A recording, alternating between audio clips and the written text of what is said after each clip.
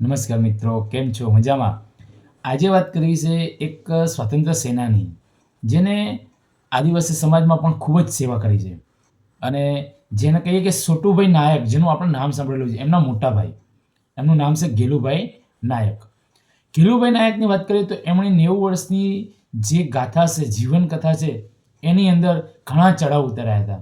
અને પોતે આઝાદીની લડતમાં પણ એવો જ સાથ અને સહકાર આપી અને ગરીબોની સેવા કરી હતી. તો એમની વાત કરીએ તો આજે એમની પુણ્યતિથિ છે. એવા વ્યક્તિની વાત કરવાની છે કે જેને સમાજ જીવન માં પોતાનું જીવન આપી દીધું હોય સમાજ સેવા માટે.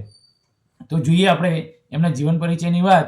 તો ગેલુભાઈ નાયકનો જન્મ એ 19 જૂન 1924ના રોજ વલસાડ જિલ્લાના ગણદેવી તાલુકાની અંદર થયો હતો. અને એમનું જે ગામ હતું એ ગામ હતું કોલવા. કોલવાની અંદર તેમનો જન્મ થયો. એમના પિતાનું નામ ગુલાબભાઈ નાયક અને માતાનું નામ હતું લક્ષ્મીબેન. ગેલુભાઈ નાયક જ્યારે 11 વર્ષના હતા ત્યારથી તેઓ આ લડતની અંદર જોડાવા માટેના સ્વપ્ન જોઈ રહ્યા હતા. અને તેમની મુલાકાત મહાત્મા ગાંધી સાથે અમલસાડની એક રેટિયા શાળામાં થાય છે.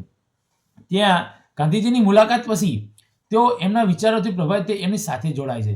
અને વાત કરીએ તો ગેલુભાઈ નાયકે Tata Institute of Social Science એની અંદર એમણે સમાજ સેવાની અનુસ્નાતકની પદવી મેળવી હતી. તેમના ભાઈ જે છોટુભાઈ નાયકની વાત કરી એ અને પોતે જુગતરામ દવેલ સાથેની મુલાકાત કરી અને એમના માર્ગદર્શન હેઠળ તેમણે 1948ની અંદર બંને ભાઈઓએ સરદાર વલ્લભભાઈ પટેલના કહ્યા પ્રમાણે ડાંગ જિલ્લામાં ગયા.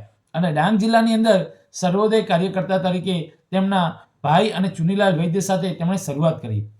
આદિવાસીઓના શિક્ષણ અને સામાજિક પરિવર્તન માટે ડાંગ સ્વરાજની આશ્રમની સ્થાપના કરી. ત્યાર પછી તો તેમણે આવા 100 આશ્રમની સ્થાપના કરી આદિવાસી વિસ્તારની અંદર. અને આરોગ્યને લગતું એમણે એક અભિયાન ચલાવ્યું હતું જેનું નામ હતું ગામ ચાલ્યું નાહવા.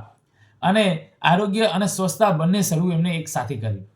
મહાગુજરાત આંદોલન વખતે જ્યારે ડાંગ જિલ્લો છે એ મુંબઈમાં ભળી જવાનો હતો ત્યારે ડાંગ જિલ્લાને મુંબઈમાં મહારાષ્ટ્રમાં ના ભળે એના માટે થઈ અને એમણે લડત ચડાવી. એની અંદર તેઓ પણ ભાગીદાર થયા હતા. એમના પુરસ્કારની વાત કરીએ તો ગેલુભાઈ નાયક છે એમને 1999માં ગુજરાત વિદ્યાપીઠ તરફથી ગ્રામ સેવા માટેનો એક પુરસ્કાર પણ એનાયત થયો હતો.